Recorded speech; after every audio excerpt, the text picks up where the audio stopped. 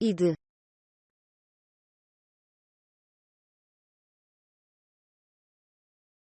Olá, sejam bem-vindos a mais um episódio de o mais famoso podcast sobre calçado. Meu nome é Pedro Fonseca, tenho comigo, como é habitual, o Rui Oliveira e hoje estamos na Easy Souls com o Vítor Mendes. Vítor, antes de mais, muito obrigado por nos ter recebido aqui na empresa. O grupo Easy Souls tem uma produção anual de cerca de 3 milhões de pares de solas e cerca de 130 colaboradores. Para chegar aqui, isto não foi do dia para a noite, demorou 27 anos. Vítor, eu antes de lhe passar a palavra, eu vou passar a palavra primeiro aqui ao Rui para cumprimentar o Vítor, porque senão o Rui só vais falar daqui a um bocado. Portanto... agradecer ao Vítor nos ter recebido, naturalmente. Vítor, começou a trabalhar muito jovem na indústria do calçado, eram tempos diferentes, hoje em dia com a idade que começou a trabalhar, pronto, temos a escolaridade mínima obrigatória, que não seria possível. Como é que foi? Bem, antes de mais, é um prazer fazer parte do vosso podcast. No fundo, fui um dos padrinhos também no início do vosso projeto. E desejo que vocês continuem a ter a energia e a vontade de alguma forma, fazer chegar uma mensagem positiva daquilo que é o nosso setor. Sim, na verdade, eu comecei a trabalhar muito jovem, eu e como a maioria das pessoas naquela altura. Felgueiras estava a viver uma revolução industrial, já não era só o têxtil que existia, mas passaram a existir fábricas de calçado em que tinham necessidade de terem mão de obra. Na altura os jovens saíam muito rápido para as empresas e eu, de alguma forma, também fui infelizardo, que fui para uma empresa que na altura era uma empresa que, apesar de jovem, era moderna, que foi a Felmin, de quem me orgulho muito de ter lá estado, e agradeço muito ao Sr. Moreira e à Dona Marinha por me terem recebido naquela altura. Estive lá alguns anos, logo, passado poucos meses, eu era um jovem um pouco irreverente e o Sr. Moreira deu-me a oportunidade de poder trabalhar no armazém, que me fez conhecer diversos materiais e mais tarde eu assumi a responsabilidade de estar no armazém das solas, palmilhas e acessórios, e a paixão das solas inicia-se mais nessa fase. Também por felicidade, as primeiras máquinas de injeção que vejo pertences ao Sr. Moreira e à Catos. Portanto, na altura fizeram uma sociedade, montaram máquinas de injeção e eu frequentemente ia a essa fábrica, que era Lustosa, e a essa fábrica e nasce a paixão da injeção, nasce a paixão das solas. Eu hoje sinto isto, passados estes anos todos, sinto que foi isso. De seguida tenho novamente a felicidade, por motivos da circunstância, mudei para trabalhar no Ronda Cunha Melo. Mais uma empresa de referência E que, para além do desafio que tinha e que já trazia, tinha a parte pré-fabricado, em que me deu uma base e um conhecimento alargado nos principais dois, daquilo que é hoje o nosso principal negócio, que são solas injetadas e solas pré-fabricadas. Portanto, a formação começou muito jovem, foi uma sorte. Em 91 eu fico livre da tropa por excesso de contingente, ou seja, aparece ali uma oportunidade aos 18 anos de não ir à tropa, porque era sempre um entrave para os jovens, um momento de passarem a ser homens ou não ser homens. Claro. Na época éramos mais ou menos vistos dessa forma. Uma vez que não fui à tropa e que percebi que não era bem aquilo que eu queria, eu não gostava muito dos sapatos, não gostava muito do ambiente, da forma como era construído o sapato, sempre gostei muito mais da sola. Mas naquele momento achei que surgiam os cursos profissionais financiados pela Comunidade Europeia e eu fui fazer um curso de formação de 3 anos no Sr. Pinto Lopes e na Dona Isabel, na Felconte, em que fiz um curso de empregado administrativo e que me deu também um conhecimento mais para a parte técnica de contabilidade. Para os papéis, só Sim. E nesse momento também voltei a ter, fruto da minha reverência, do meu gosto por trabalhar, a Dona Isabel e o Sr. Pito Lopes deram-me a oportunidade não só de estudar, mas também de fazer um part-time com eles. E começou logo pela parte melhor, que era o arquivo. Portanto, eu estava na parte do arquivo, fazia part-time parte do arquivo na Felconta, e ao sábado vinha para a agência trabalhar.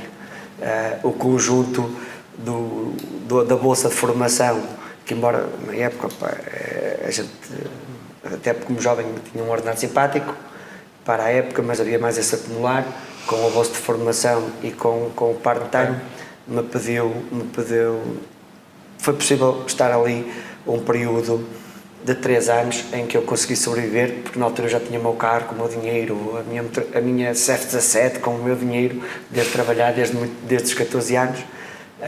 Portanto, a paixão das solas nasce precisamente, a oportunidade de entrar nas solas como negócio surge daí desse curso de formação, em que o Sr. Pinto Lopes estava a assessoria a várias empresas e me coloca a estagiar numa empresa que tinha necessidade de empregado administrativo, que era uma indústria de solas.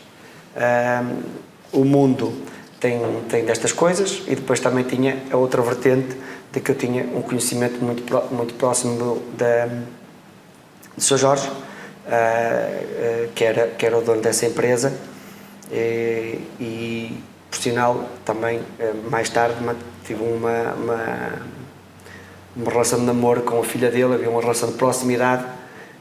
Os anos foram passando, deixa-me lá estar.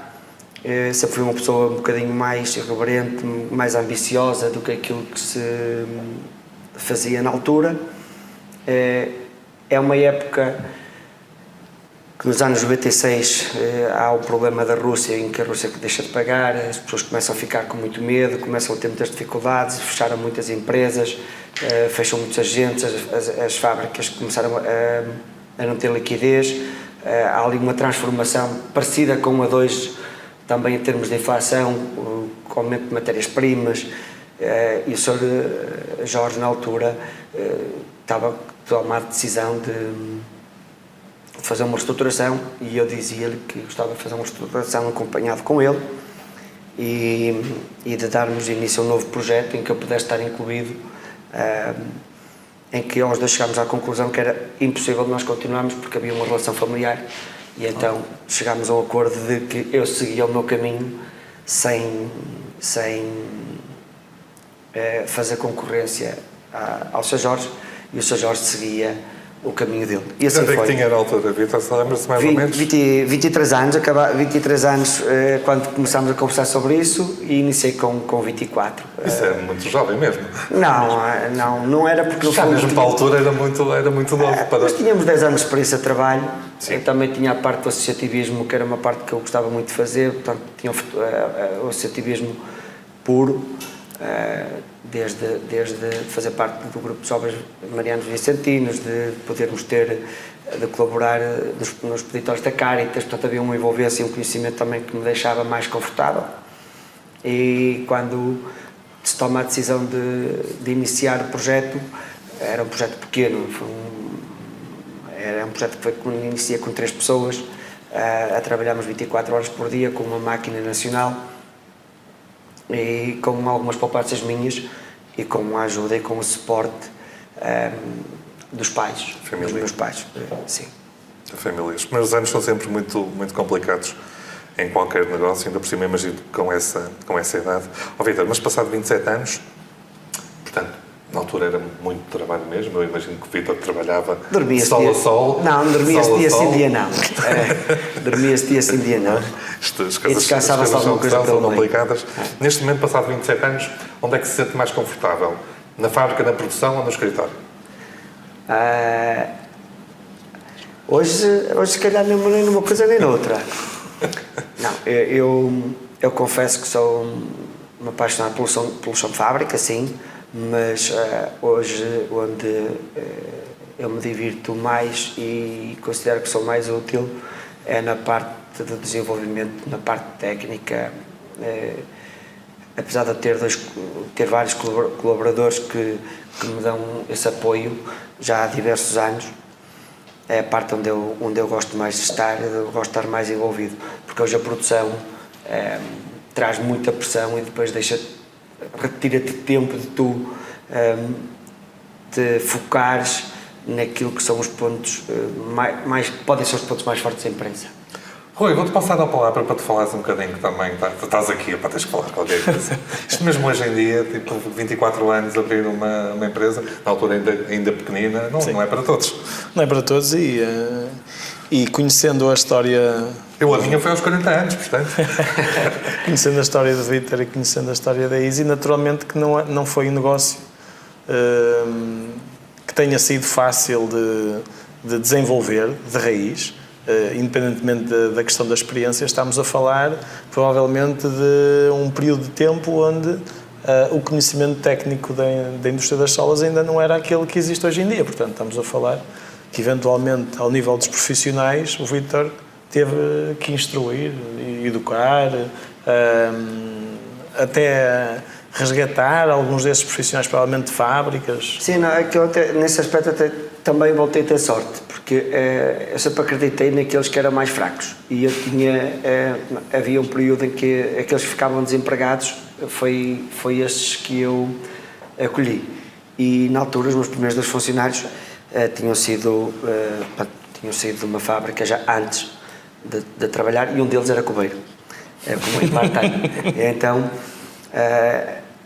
e os empregados, anos seguintes, enquanto mantivemos os 3 turnos, eram empregados que principalmente trabalhavam na agricultura e tinham o seu ordenado para terem o dinheiro líquido ao final do mês para ajudar a fazer compras naquilo que era o extra que da terra nos dava, e era um período ao mesmo tempo divertido. As pessoas trabalhavam muitas horas, praticamente todos trabalhávamos muitas horas, não só eu, mas também os colaboradores, e essa parte são desafios que hoje são impossíveis de executar. Vítor, a Easy teve já algumas instalações desde essa altura, esteve em Friande e há coisa de 10 anos mudou para aqui, para a Cabeça de Porco, onde nós estamos, e foi mais ou menos nessa altura, mais ano, menos ano, que se pode dizer que a empresa que deu um salto grande a nível até dos produtos que tem à disposição dos seus clientes. Sim. Aliás, para comparar, na altura veio para este pavilhão, acho que é este onde estamos. Sim. Estamos ao lado. Sim. E, portanto, em 10 anos passou de um pavilhão para 3. Sim, passámos de 1.200 metros para cerca de 4.600 neste momento, sim. Há diversos... ao longo destes 25 mais 2, como eu costumo dizer, há momentos que marcam a empresa. E todos os momentos são os momentos que marcam, são os momentos de dificuldade. No início, logo no período nós constituímos a sociedade em 99 e em 2000 estávamos falidos. Tivemos que, felizmente, não foi difícil negociar com o pai e com a mãe. Eu sou filho único, infelizmente. Os seus pais, pelo que eu sei, sempre o apoiaram muito. Sim, e para além de apoiarem, por exemplo, hipotecaram naquela época, deixaram de hipotecar a empresa em troco de um financiamento para nós nos podermos alavancar e recuperar a parte financeira. Portanto, ou seja, foi necessário trabalharmos mais, crescer, para poder pagar o que nós não tínhamos. Esse é o primeiro ponto marcante. Depois, mais tarde, a partir de um determinado momento em que nós deixámos de trabalhar, nós inicialmente trabalhávamos uma parte da subcontrato, tínhamos alguns clientes, e há um momento em que havia um hábito em que começa a haver necessidade de existir coleção própria, porque durante muitos anos havia muitos moldes repetidos nas diversas fábricas de solas, porque as quantidades eram tão grandes que havia modelos com 600 mil pares, 1 milhão de pares em felgueiras, principalmente quando chegava a época de verão, estávamos a falar dos náuticos, todas as fábricas tinham uma coleção e havia pessoas que não venciam as entregas. E mais tarde começa, há cerca as primeiras coleções que nós começámos a lançar, são há cerca de 17 anos, é que nós começámos a fazer uma determinada pesquisa, desenvolvemos nós o nosso próprio produto, a apresentá-lo sem que nos pedisse, e surge a oportunidade, também é um passo muito importante, surge a oportunidade ou a vontade de participarmos da primeira feira internacional na Linapel, ainda em Bolonha, em que a partir daí se sente que há uma nova dimensão de empresa, é o reconhecimento não só nacional, mas internacional, porque esse acontece mais tarde, mas nacional, principalmente os agentes calçados, as fábricas, que começaram a olhar para nós de uma forma diferente. Sim, isso é um passo, de facto, de marketing bastante interessante. A parte aqui do crescimento, prende-se também com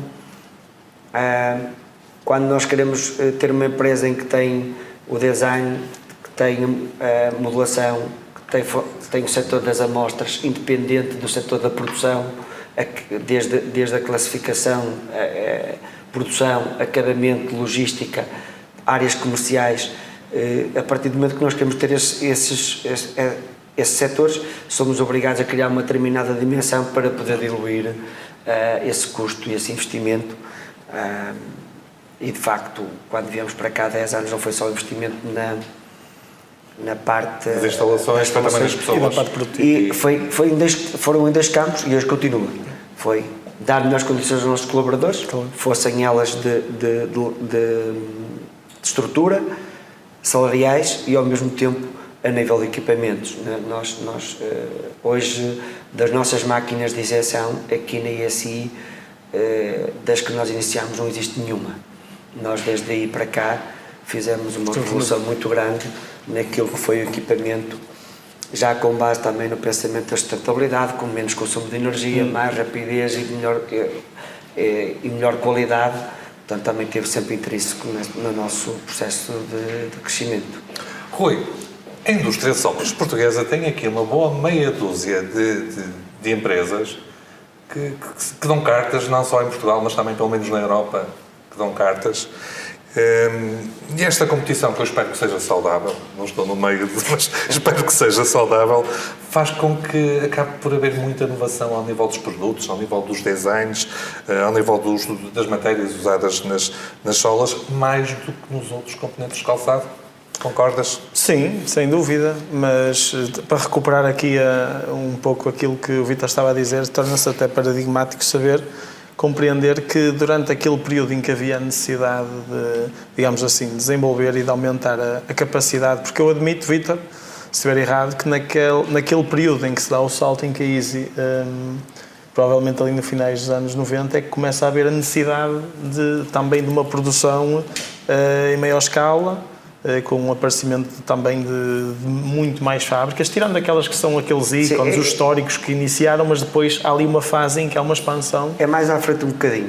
É mais 2000, 2002, 2004. Exato. Por sorte, ou azar, a ISI, por exemplo, e outro concorrente, que não tem problema nenhum de falar, a ISI e a Vapsol crescem, e a Atlanta crescem fruto do desaparecimento de 2 empresas muito grandes, que é a Trabol e a OCC. Exatamente. Portanto, ali também se abriu uma janela de oportunidade para nós podermos crescer e, ao mesmo tempo, inovar e trazer coisas diferentes daquilo que se fazia na altura. Claro, eu diria, esse crescimento que estava mais associado à parte produtiva, eu hoje entendo como o crescimento do ponto de vista da investigação e desenvolvimento, acima de tudo, a introdução de novos materiais, da questão da sustentabilidade, sem dúvida alguma.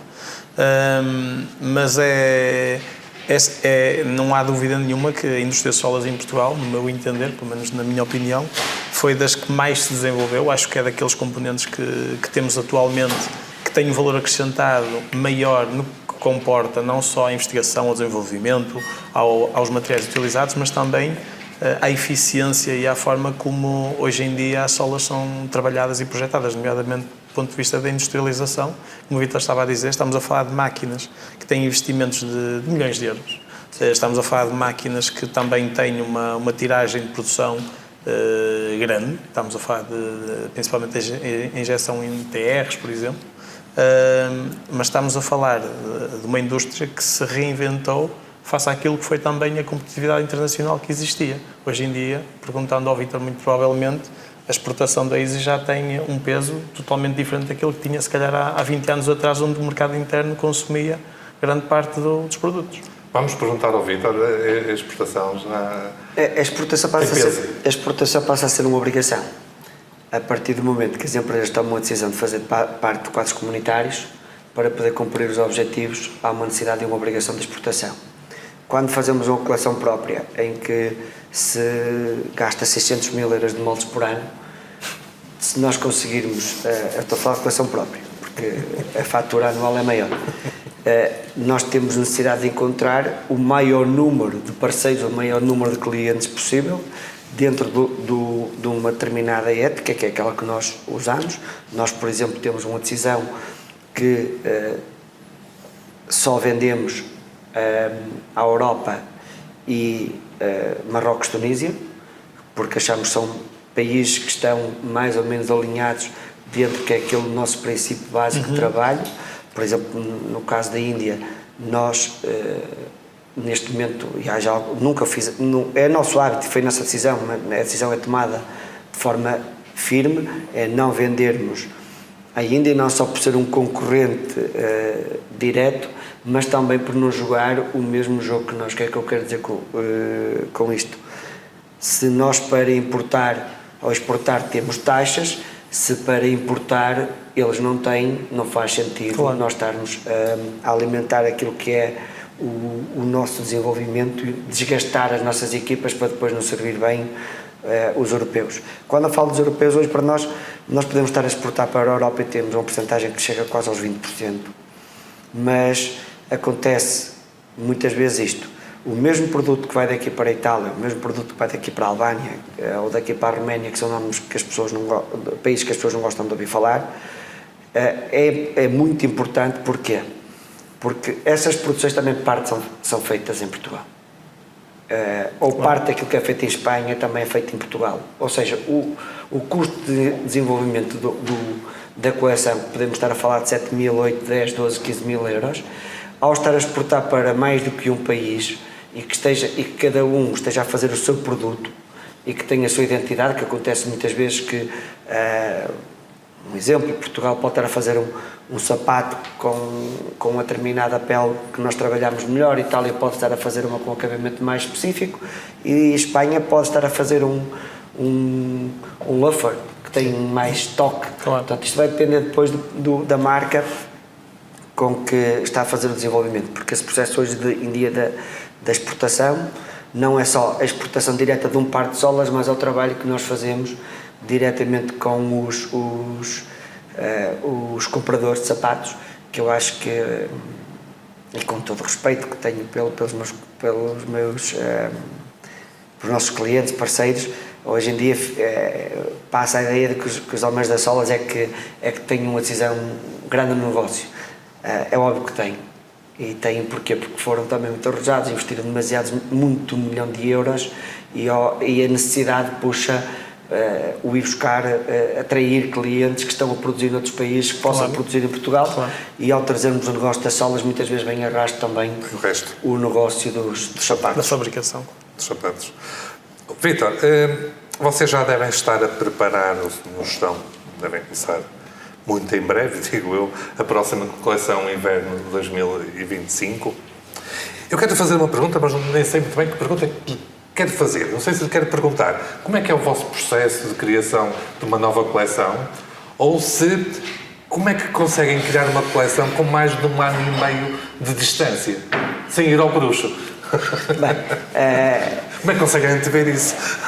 As nossas coleções, em primeiro lugar, são pensadas nos nossos clientes. Obriga a que nós tenhamos a consciência e o conhecimento daquilo que somos capazes de produzir, que os nossos clientes são capazes de produzir. Nós, na nossa coleção, não estamos no luxo. Temos de ter a consciência disso, não é? E a maior parte dos portugueses não estão na venda de luxo.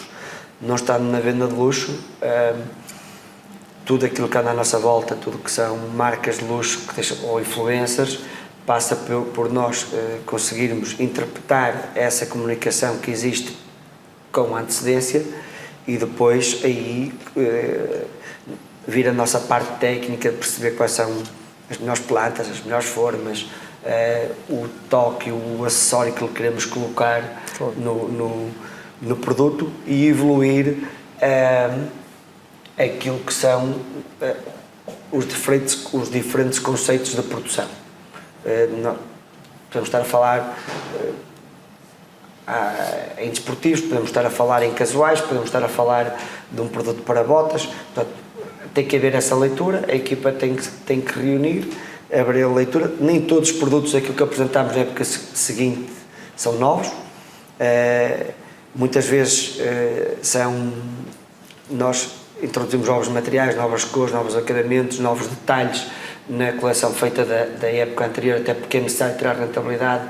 Normalmente não há nenhum... Em cada 100 aparecem 2 coleções que ficam amortizadas na primeira época, portanto há sempre uma tentativa de continuidade do produto. Fazemos isto em conjunto com os nossos comerciais, com os nossos os nossos designers internos e uma outra empresa que nos dá apoio externo. E tem sido boas coleções. É preciso muita imaginação, mas ao mesmo tempo é mais o conhecimento e o know-how que a equipa tem, que consegue construir para apresentar. Eu vou partilhar uma coisa convosco que acho que nunca partilhei com ninguém. Há sempre uma certeza e uma segurança muito grande no momento que estamos a começar. A gente já começou. Começámos isso há 2 semanas e na semana passada voltámos a ter uma reunião para essa fase. Mas depois é uma felicidade muito grande chegar ao momento e perceber que nós conseguimos fazer alguma coisa que ficou melhor do que na época anterior. Portanto, enquanto houver essa paixão e a capacidade financeira, as coisas vão aparecendo com alguma... Quantas coleções é que a Easy apresenta em média? Em cada... Modelos? Bem, eu penso que nós temos registrado na casa de 27 a 30 modelos por época. Por época. Estamos a falar em várias épocas, em vários anos. Já. Sim, nós hoje trabalhamos com mais de 5.000 versões por ano e normalmente numa semana encaixamos mais de 90 modelos na produção. Muito bem. É um desafio. 5.000 por ano. 5.000 versões, sim. Não quer dizer que sejam 5.000 modelos. Claro. Sim, para levar nos detalhes. Vamos avançar aqui na nossa conversa, porque o tempo está a avançar também. Vítor, no último ano e meio para a indústria de calçado portuguesa e mundial, que isto é a nível mundial, nós já temos falado, tem sido muito desafiador. Os próximos meses, como é que vão ser? Sim, agora é meses, já não tirou um ano. Nós estávamos aqui a falar e, 2 em 2 anos, a indústria de calçado passa por algum problema ou por alguma coisa. O Vítor já deve ter passado por muitos ao longo dos 27 anos. Sim, este é mais um. Eu digo que esta... e a Rússia já foi um problema. Eu digo que esta que não é nova, que é mais uma. Só que esta crise tem sido mais longa. Mais prolongada. Mais prolongada, com um dado que nós nunca tínhamos tido, pelo menos que eu tenho memória. Nós já tínhamos tido a primeira, que é a Guerra do Golfo, em que vem ali a sequência nos finais dos anos 90. Tínhamos tido as dificuldades económicas que existiram com as guerras que a Rússia foi impondo e as sanções que a Europa travava a Rússia, e hoje estamos a viver falta de encomendas porque um dos nossos maiores clientes, quer queiramos, quer não, pode não ser diretamente às fábricas ou aos vendedores portugueses, mas é, por exemplo, aos vendedores italianos ou aos vendedores holandeses e os sapatos, quer queiramos, quer não, a Rússia é um mercado mesmo muito, muito importante.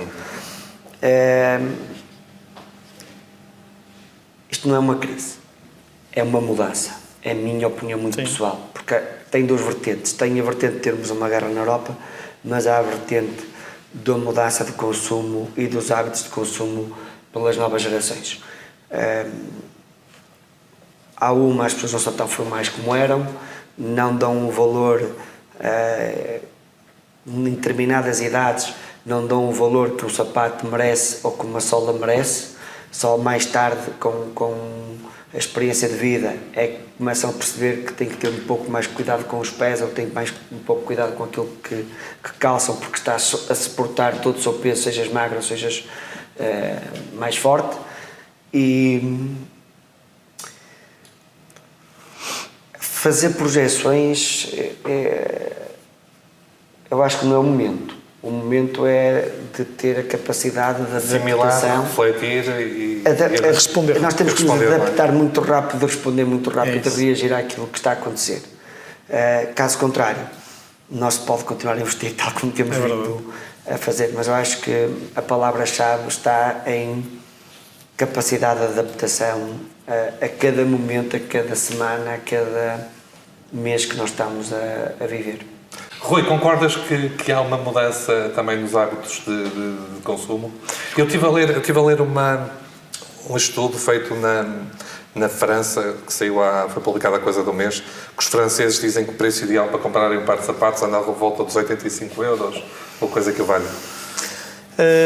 O Vítor disse uma coisa que eu acho que foi acertadíssima, que é: isto não é uma crise, isto é uma mudança. E esse é um facto. Claro que está subjacente à questão da crise, mas há uma mudança a todos os níveis. Nós estamos a ver que até a própria política, a geoestratégia global está a mudar claramente aquilo que era o velho Oeste, ou o velho Ocidente, com a Ásia ou com a Rússia. Portanto, a Europa procura novos parceiros à escala global para fazer trocas económicas. A Rússia procura também novos parceiros para fazer trocas económicas. Os Estados Unidos, entretanto, estão mergulhados numa questão pré-eleitoral e de incerteza relativamente àquilo que é o futuro. Que dá incerteza ao mundo todo mas também. Dá uma incerteza grande ao mundo todo. Nós vemos que a África está a direcionar a sua política de trocas comerciais e até diplomática também para a Rússia e para a Ásia. Nós estamos a tentar consolidar laços entre aquilo que é os próprios países que compõem a União Europeia, mas dentro dos próprios países que compõem a União Europeia existe alguma crise de identidade, até do ponto de vista das democracias, de certa forma frágeis, com o crescimento dos extremos, o que significa que em tempos conturbados é natural que aqueles que são os moderados e os conservadores, e os que se situam normalmente nesta faixa central, este descontentamento também gera essa própria incerteza em várias tomadas de decisões. E, de facto, a palavra certa é mesmo essa. Isto é uma mudança. E é uma mudança política que está a afetar... já tivemos a questão do Covid, não é? E tivemos esta mudança agora com a questão das guerras, principalmente a guerra da Rússia e da Ucrânia, que estão a mudar claramente os hábitos de consumo e a economia a nível global.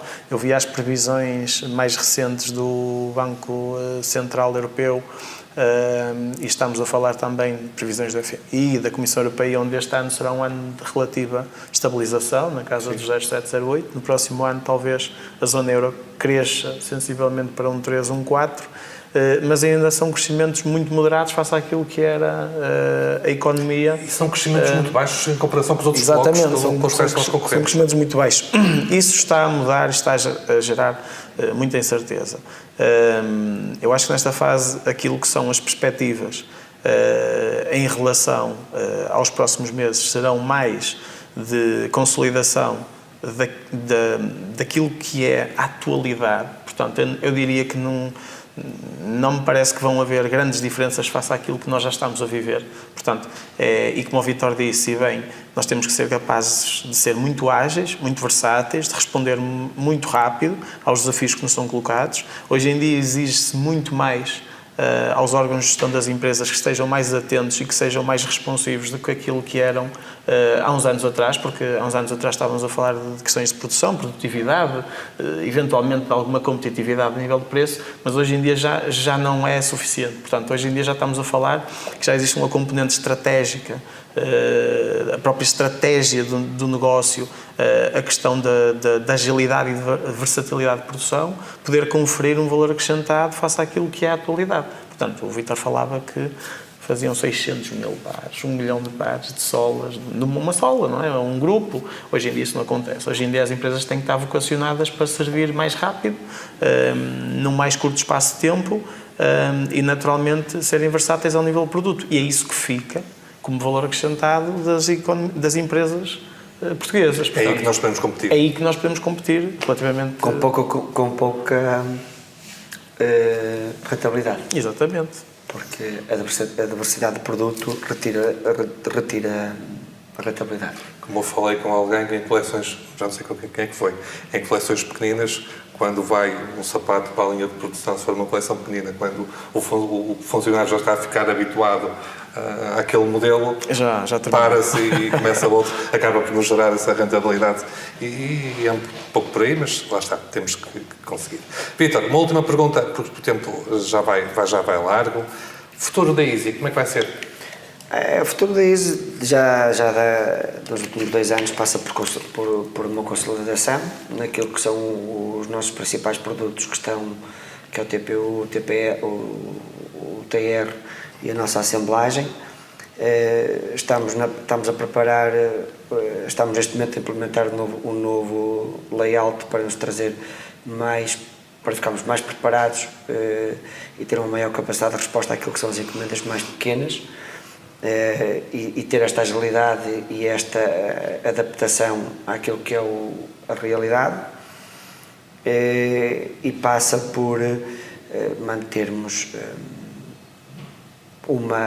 continuarmos a dar a confiança que temos vindo a dar nos últimos anos, e já não passa tanto por investirmos como investimos até agora, passa mais por consolidar processos, quer sejam eles principalmente os processos de comunicação com o cliente e aquilo que é a evolução da logística interna